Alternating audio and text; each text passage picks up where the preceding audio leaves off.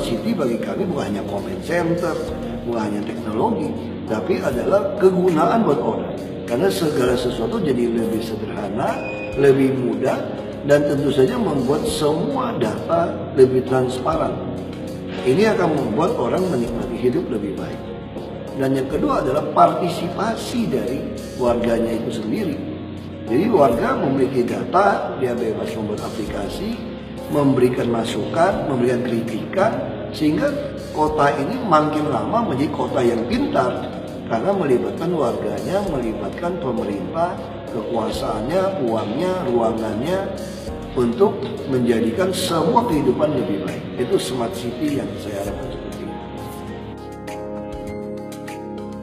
Jakarta Smart City bertujuan untuk mewujudkan Jakarta baru yang efisien dan inovatif. Nah, dalam rangka tersebut kita ingin memanfaatkan teknologi yang terkini dan tentu saja berkolaborasi dengan pihak-pihak lain seperti masyarakat dan juga stakeholder lain. Berkaitan dengan Smart City, masing-masing kota pasti memiliki berbagai karakteristiknya sendiri ya. Kita sendiri memiliki berbagai perbedaan, salah satunya kita menonjolkan transparansi. Kita mulai dengan transparansi dan kemudian melakukan kolaborasi bersama dengan partisipasi masyarakat. Terus kemudian juga kita memperbaiki internal sendiri, aparatnya supaya lebih respon dan memberikan pelayanan yang terbaik kepada masyarakat.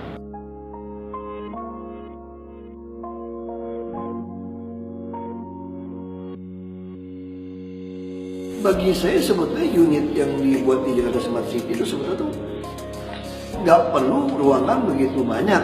Yang penting ada monitor, ada orang yang terlibat di dalamnya untuk mengawasi apakah unit-unit kami, satuan kerja perangkat daerah kami melaksanakan pekerjaan yang diharapkan oleh warga DKI.